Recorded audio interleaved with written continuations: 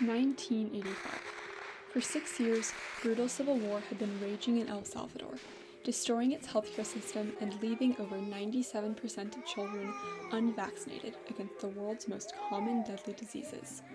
In an unprecedented and controversial diplomatic triumph that became known as the Days of Tranquility, UNICEF head Jim Grant negotiated a 3-day ceasefire to inoculate children. UNICEF went on to broker additional vaccination ceasefires all over the world, ultimately saving millions of lives. The Days of Tranquility inspired other organizations to create safe access channels for healthcare in conflict zones, and demonstrated how determined leadership and flexible diplomacy can help the world's children.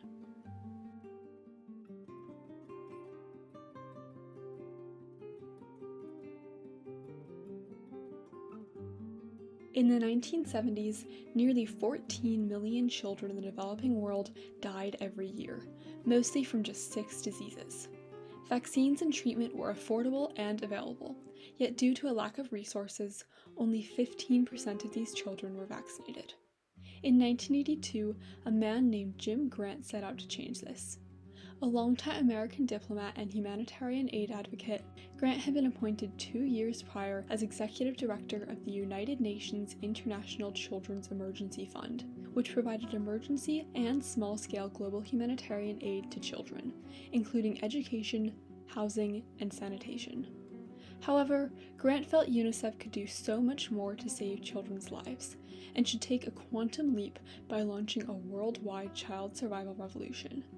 Grant set a wildly ambitious goal: to cut developing world child mortality in half through 4 pillars called GOBI: growth monitoring, oral rehydration therapy, breastfeeding for better nutrition, and immunization.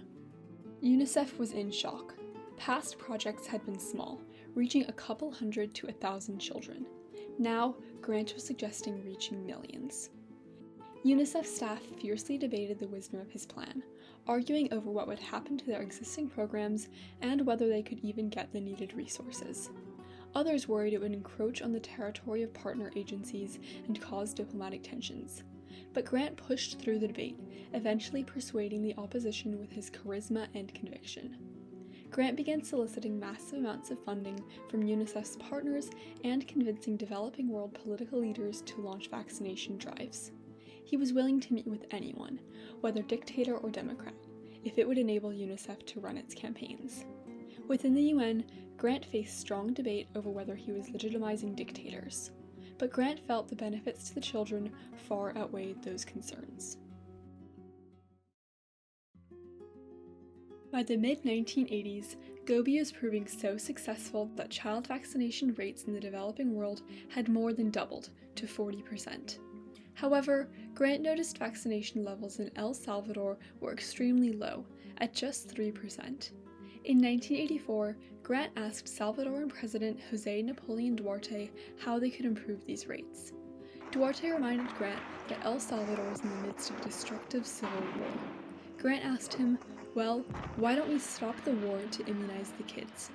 Duarte doubtfully replied, "You are welcome to try." The very next morning, Grant placed a call to El Salvador's UNICEF representative, Agop Kayayan. Yo le dije al señor Grant, es imposible. Me dijo, sí es posible. Le dije, pero muy difícil. Me dijo, el difícil toma un poquito más de tiempo. Grant flew to El Salvador to conduct diplomatic negotiations with the government and the leftist rebels, assisted by Kayayan.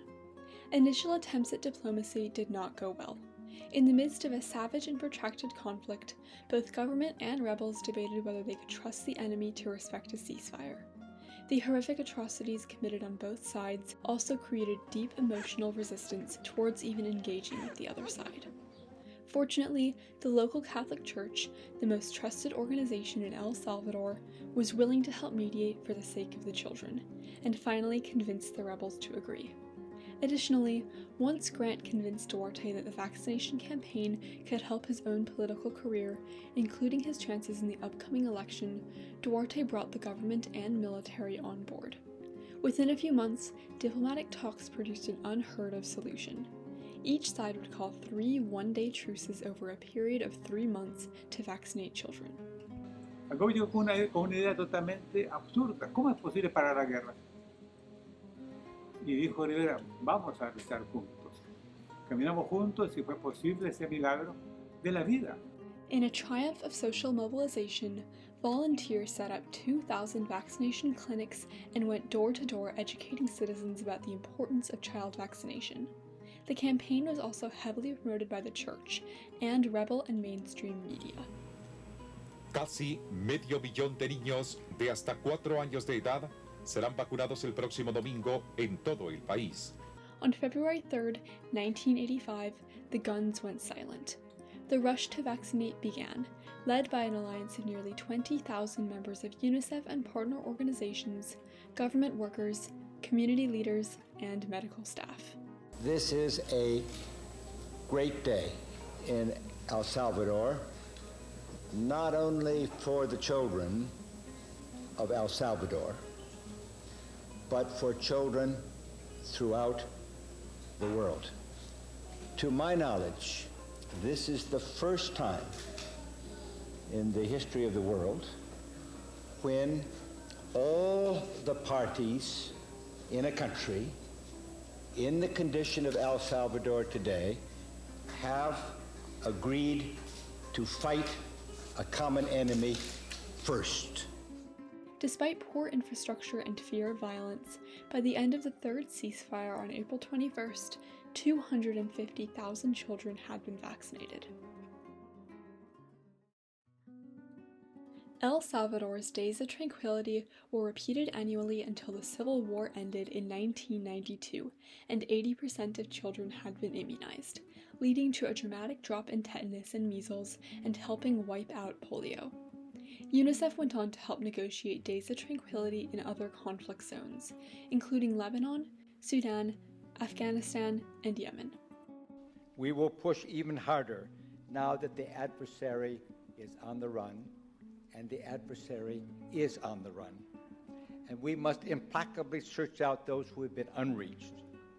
For if unprotected pockets are allowed to persist, the enemy, these diseases, will rally its forces for a comeback. Other global health organizations adopted Grant's Days of Tranquility model to provide medical care. U.S. President Jimmy Carter was also inspired to negotiate a 6-month ceasefire in Sudan in 1995 to eradicate guinea worm. Jim Grant's Child Survival Revolution brought the developing world's child vaccination rate from 16% in 1980 to nearly 80% in 1990, saving an estimated 25 million lives. Although Grant's revolution lost momentum after his death from cancer in 1995, by 2019, global child vaccination rates were consistently near 90%. Unfortunately, the COVID-19 pandemic has caused a major backslide, halting vaccination campaigns for other diseases, even in areas unaffected by conflict.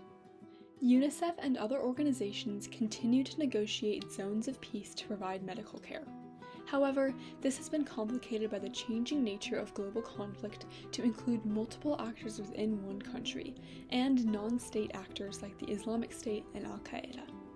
Most recently, in February 2021, the UN Security Council passed a resolution calling for an immediate global ceasefire to support a mass public health response to the pandemic. However, the resolution achieved little result, partly because it had too wide a scope, involved parties not universally regarded as politically neutral, and prohibited diplomatic negotiation with terrorist groups.